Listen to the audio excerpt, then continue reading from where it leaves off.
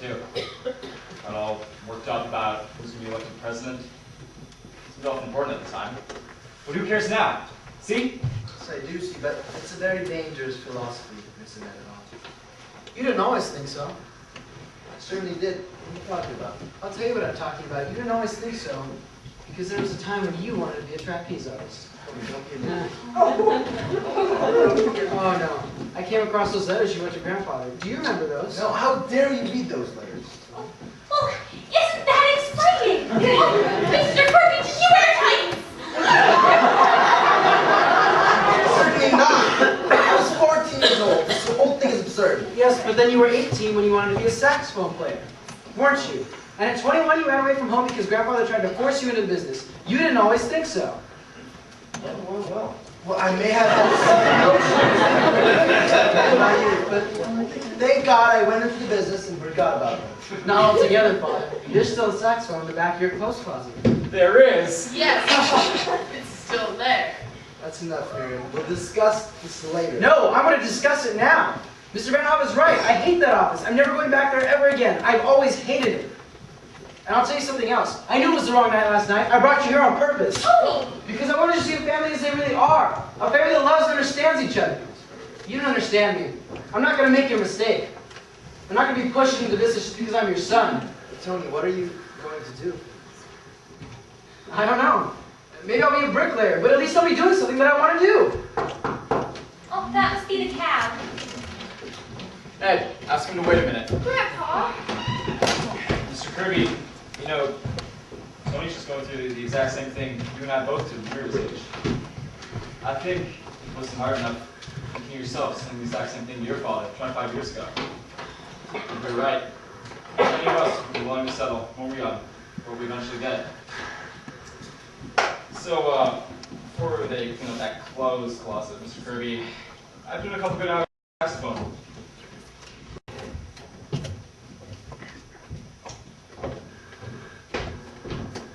I beg your pardon, but before I make beans, how many will there be for dinner? Oh, Your Highness, may I introduce Mr. and Mrs. Anthony Kirby Jr. and Mr. Kirby Jr.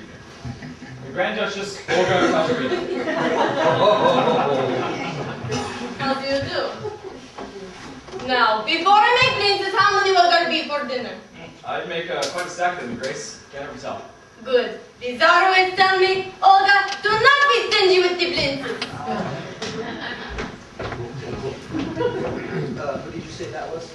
Oh, the Grand Duchess Olga Katerina. She's cooking the dinner. And speaking of dinner, Mr. Kirby, why don't you and your family stay? Oh, please do, Mr. Kirby. We have all of that stuff from last night.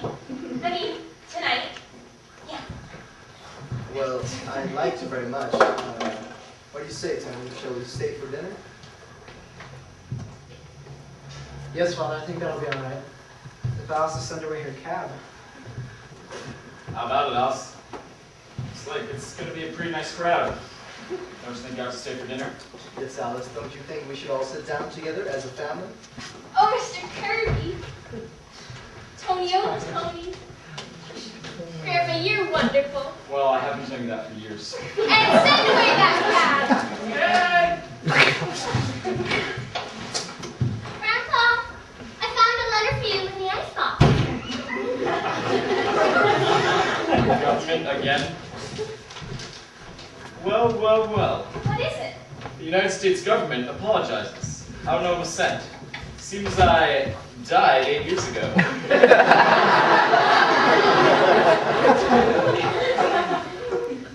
Baby, Grandpa. Remember the milkman, buried under my name? Yes? Well, it seems that Martin Vanderhoff is dead, and they're very, very sorry for troubling me, and I don't even get a refund.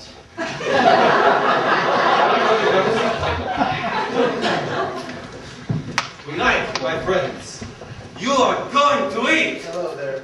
Ah, how do you do? Fine. I'm fine. Actually, it's never been better. What has happened? He's relaxing. Hey, Grandpa, you like apples? Yes? Well, how you like them apples?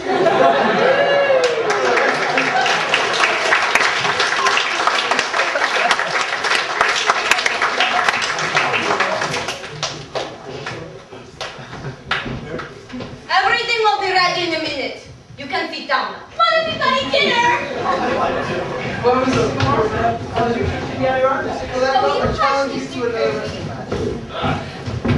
If the thing we will wrestle. Quiet, everybody! Quiet! Well, sir, here we are again. Just want to say thanks once more for everything that you've done for us. Things are looking pretty good. Looks like Alice is going to marry Tony, and looks like the two of them are going to be very happy together. Of course, the fireworks did blow up, but that was Mr. Dipkin's fault, not yours.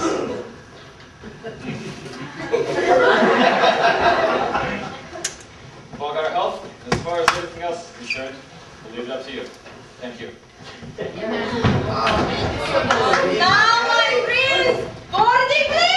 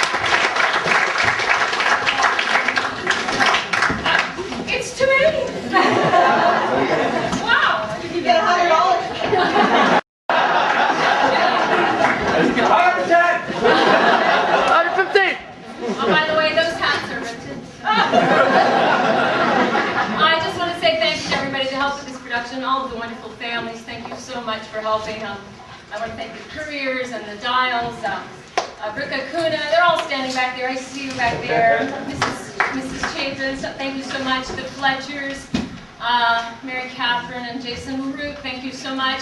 A special big thank you to Norma. Are you back there? Norma, thank you so much.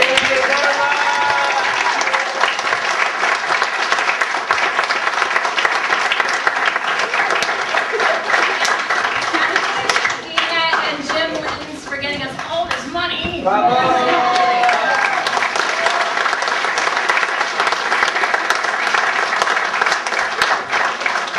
And a very, very heartfelt thanks to Mrs. Heidi Whitman. Heidi, where are you? She's here. Right here.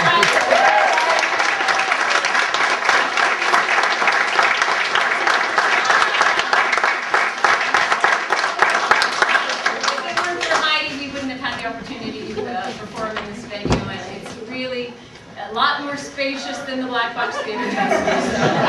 It's sort of a treat. Thank you very much. But the real heroes of the night, of course, are standing up here with me, these incredible kids. I just want to say I've never seen such dedication. I especially want to point out one little girl that did that.